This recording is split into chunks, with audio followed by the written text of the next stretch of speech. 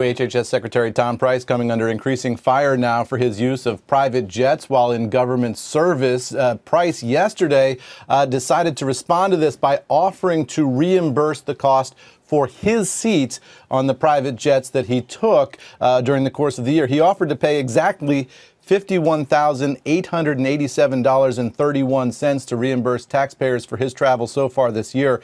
After that announcement came out last night, Politico reported that it had found additional overseas flights from Price that put the total bill for his travel over $1 million. That is a significant discrepancy between what he's offering to pay and what the total cost of all those flights were. The question will be how many of those flights were authorized and approved and how many of those the White House continues to object to. The president has said that he was disappointed in Price, disappointed in the travel, and has let Price know it.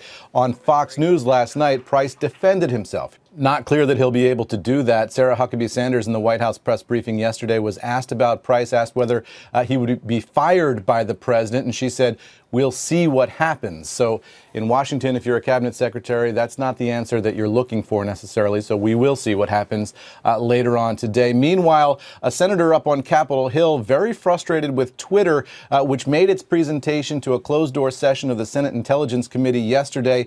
Behind closed doors, Twitter presented about 200 accounts that they said had been linked to the Russian influence campaign in the 2016 presidential election.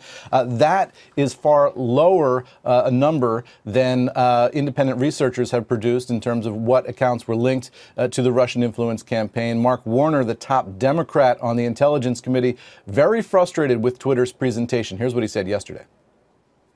Presentation that the Twitter team made to the Senate Intel staff today was deeply disappointing. Their response was, frankly, inadequate on almost every level. So Twitter will have another chance to talk to the members of the committee. They have invited Twitter, Facebook, and Google to testify on November 1st. So this story is not over for those big tech giants, guys. Eamon, back to the airplanes for half a second. We have Dan Gilbert here, and while you were speaking, he asked a very smart question. I had never really thought of it. When you order a plane in government, I understand if you call up the military to get on a military jet, but to charter a plane, do you just call up a plane broker and then you actually just put it on your expenses, or how does it actually work? That's a really good question. I'm a little bit out on a limb here, but I think the way this works is these are government-owned planes, and you reserve time on them based on whatever your travel destination is and whatever your timing is. So you would go to Andrews Air Force Base or out to Dulles here in Washington, and you'd reserve time on those government planes that are there to shuttle various people around at all times. Who are they supposed to serve if not the government members? Is it a difference between taking it for private travel versus... Right. The difference is taking it for travel that's seen as unnecessary, right? To go out and have lunch with your son, or to go and to a vacation destination, that sort of thing, as opposed to going to an important meeting where you have no other way of getting there other than the government jet. So you're going to have to go through that.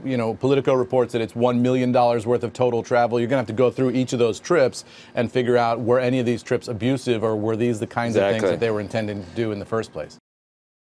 Hey there, thanks for checking out CNBC on YouTube. Be sure to subscribe to stay up to date on all of the day's biggest stories. You can also click on any of the videos around me to watch the latest from CNBC. Thanks for watching.